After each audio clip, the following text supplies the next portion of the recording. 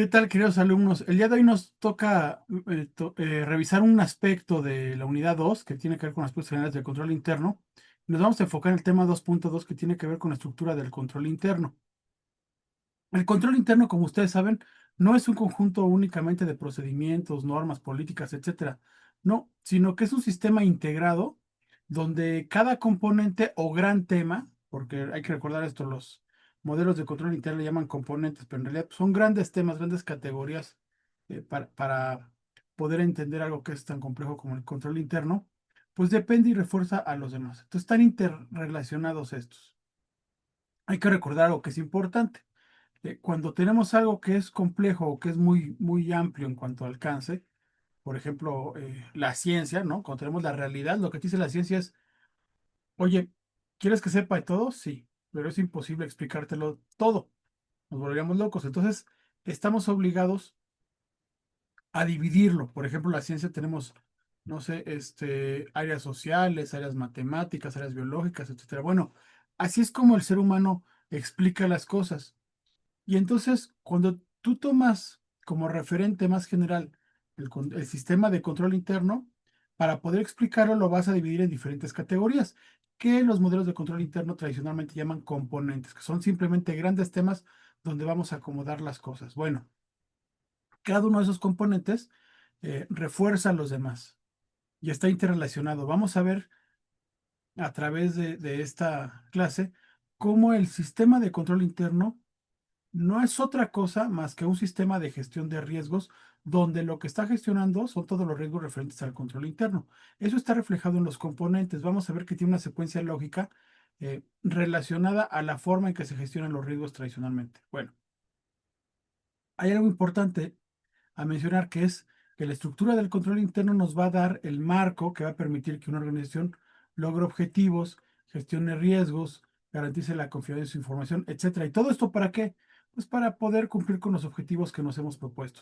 Dentro, evidentemente, de elementos como la toma de decisiones basadas en una seguridad razonable. El modelo COSO es, yo creo que el más famoso de todos los modelos de control interno. Hay varios, como el modelo COCO, el modelo Cadbury, el modelo MISI, el MISIL, hay muchos.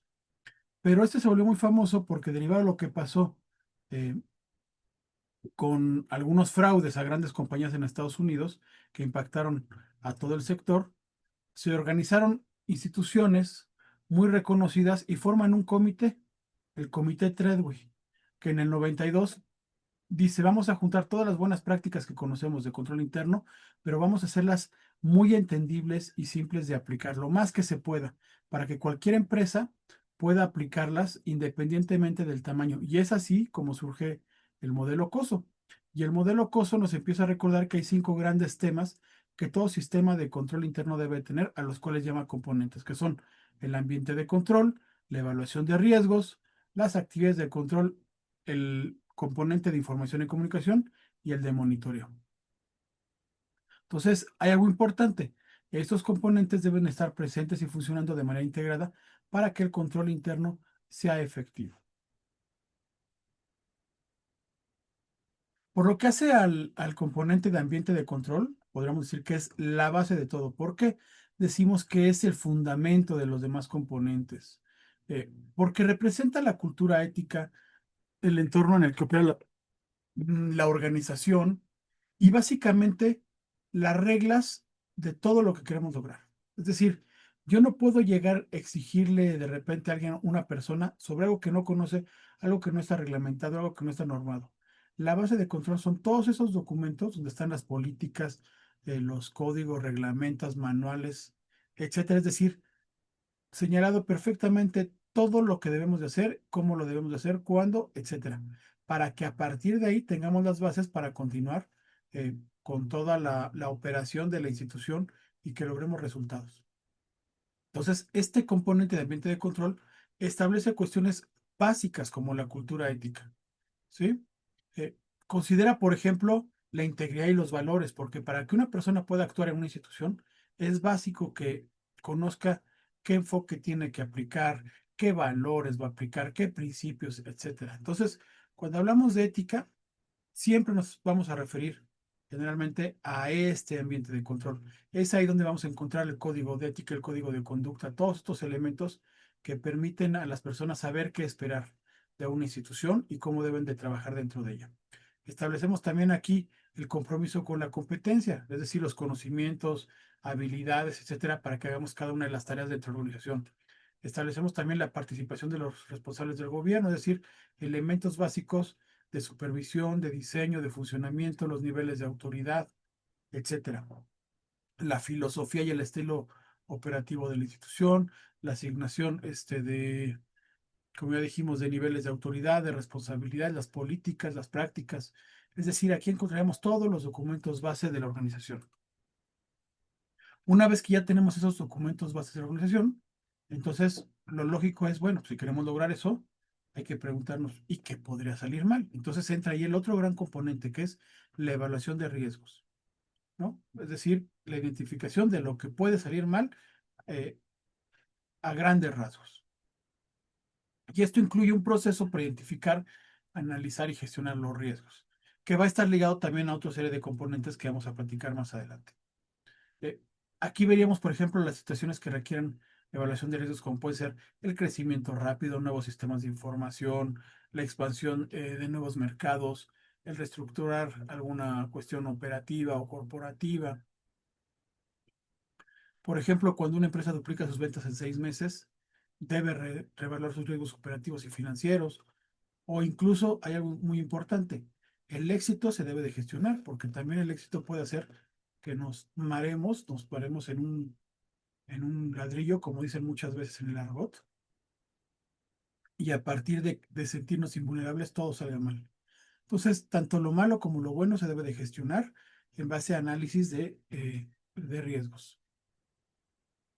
Ahora bien, ya que entendemos que puede salir mal y analizamos los riesgos, los priorizamos, tenemos que enfrentarnos a los mismos. Y es aquí donde toma importancia las actividades de control, que son las medidas prácticas que nos permiten enfrentarnos a los riesgos. Aquí encontraríamos, entre otras, las políticas, los procedimientos, eh, actividades muy específicas sobre lo que hay que hacer, ¿no? Es decir, el cuándo, el cómo, el dónde. Pero aquí ya es la parte de cómo se aplican. Y hay que recordar esto. Un control es lo que me permite afectar alguno de los elementos de riesgo para que lo pueda aprovechar en mi beneficio. Entonces, un control, por ejemplo, me puede afectar un factor externo, un factor interno, el agente que esté involucrado en el riesgo, la causa, la probabilidad, la severidad, la frecuencia, etcétera, etcétera.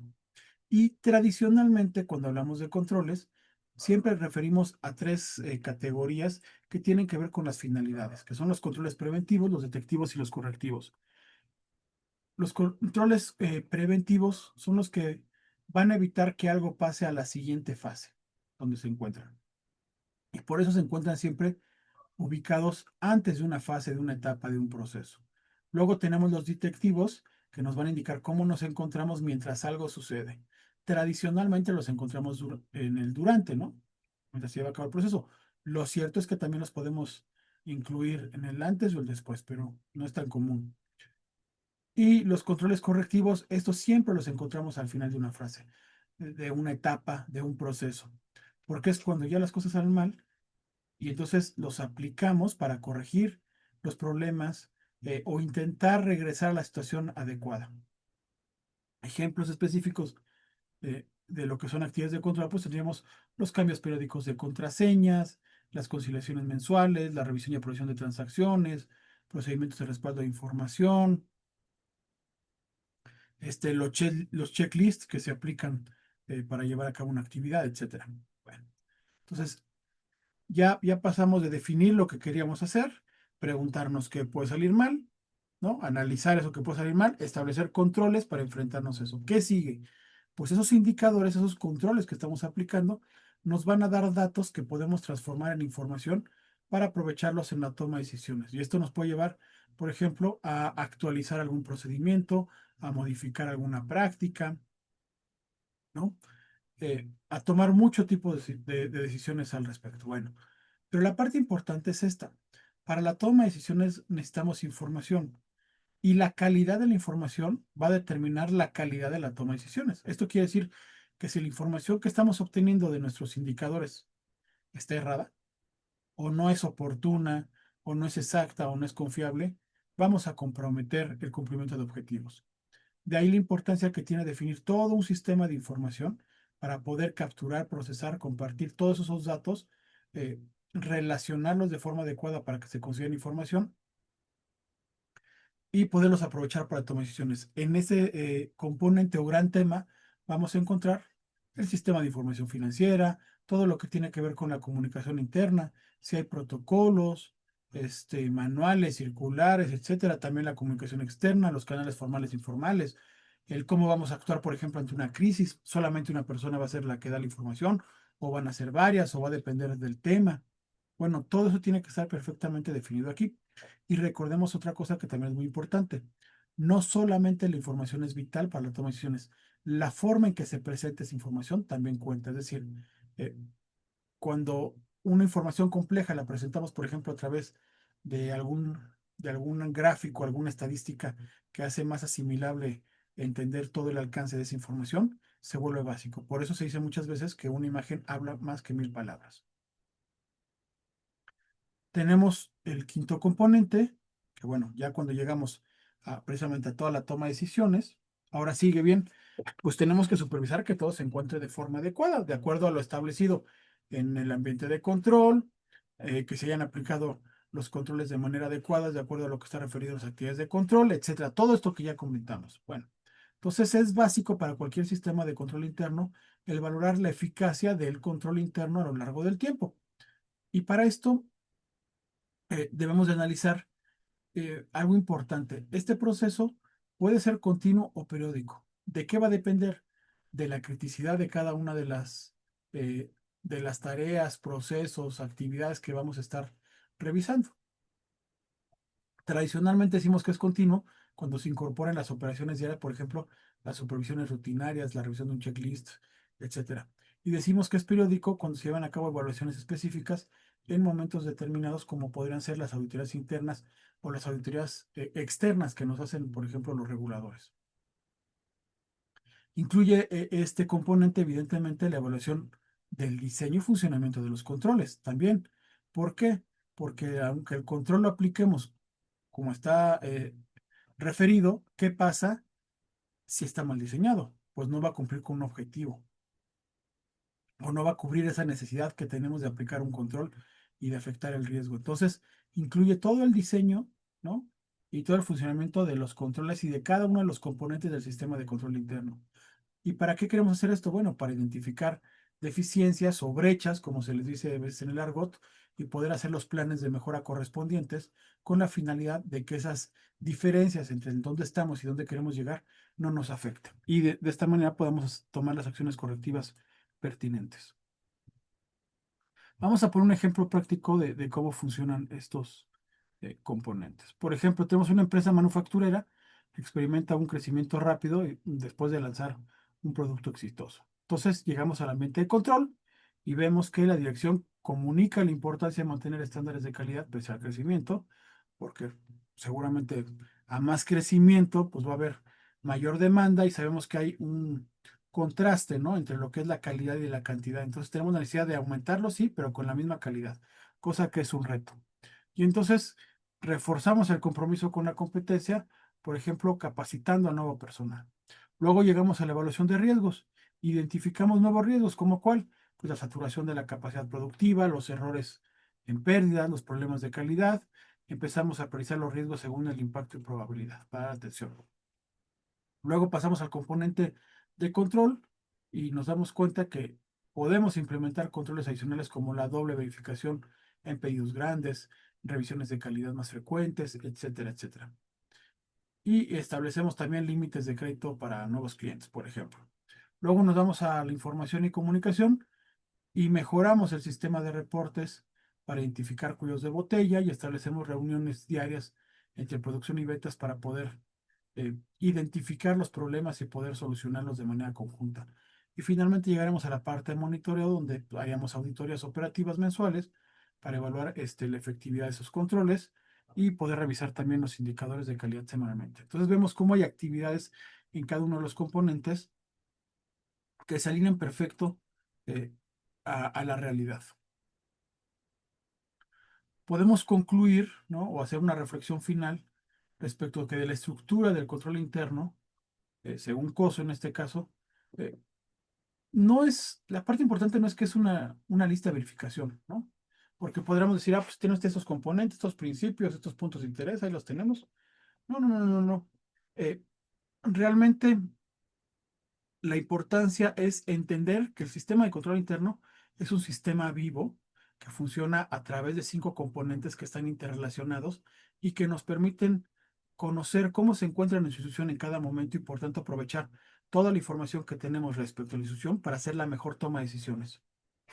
Entonces, los 5 componentes vamos a ver que están interrelacionados y se van a reforzar mutuamente. Por ejemplo, el ambiente de control es la base que influye sobre todos los demás componentes. La evaluación identifica que necesita ser controlado. La actividad de control lleva a cabo la implementación práctica de esos controles. Luego vemos que la información y comunicación pues, es el lubricante que permite el funcionamiento y la toma de decisiones de todo el sistema. Y finalmente el monitoreo asegura que todo siga funcionando continuamente. Entonces, hay un punto clave que es la efectividad del control interno va a depender de que estos 5 componentes estén presentes y funcionando de manera coordinada. Si alguno de ellos falla o no funciona, se va a ver comprometido todo el sistema. Les agradezco mucho su atención. Espero que tengan un excelente día. Hasta luego.